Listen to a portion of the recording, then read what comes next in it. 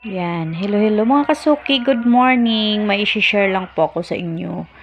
Alam niyo mga kasuki, sa panahon ngayon napakahirap po talaga. Alam niyo pong napakamamahal ng bilihin at saka napakalaki ng mga gastusin. Palaki ng palaki at parami ng parami ating mga gastusin mga kasuki. Ako mga kasuki, isang nangungupahan lang po ako mga kasuki. Alam mo niyo po ba, buwan-buwan na binabayaran ko. Share ko lang po sa inyo, ang bahay ko po ay 4,000, ang aking kuryente ay 3,000, ang aking tubig ay 300, may home credit po ako na 3,500. Yung baon po ng mga anak ko sa panganay ko is ang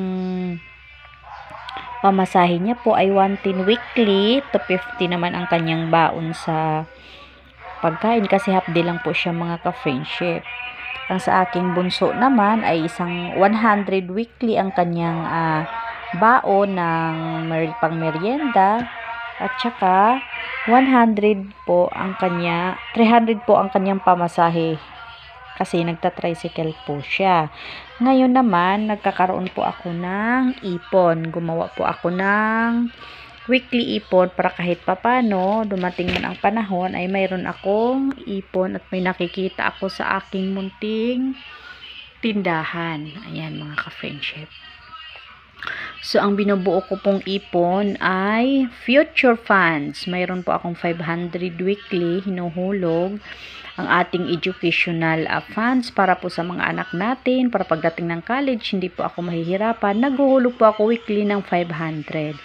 So, ayan, emergency funds, kailangan natin yung mga ka-friendship. Kaya mayroon po akong 500 din weekly na hinuhulog.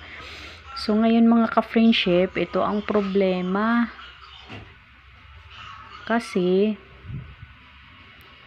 ang sahod ni Mister, ayan lang po mga ka-friendship.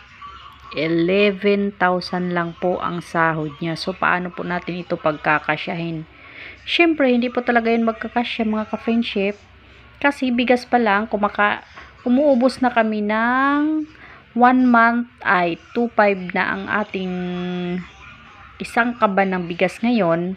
Ang ulam naman, dahil yan ang pinakamalaki sa lahat ay ang ulam, pati baon ng mga anak ko kasi nagbabaon yung bunso ko dahil holiday.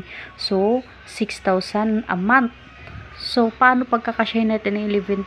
Hindi po talaga yun magkakasya mga ka-friendship. So, yung iba dyan, kinukuha ko po ay sa aking munting, ayan, tindahan. Dyan ko po kinukuha yung iba naming mga gastusin.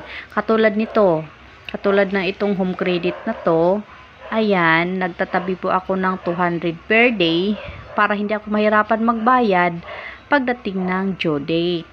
Ayan mga ka-friendship. So, ngayon, ayan po mga ka-friendship, ibabahagi ko po sa inyo yung kabuuang gastos po natin kasi magulo po rito. Ayusin ko po siya mga ka-friendship lang po. Yan lang po i-share ko muna sa inyo sa ngayon. Maraming salamat. Thank you for watching.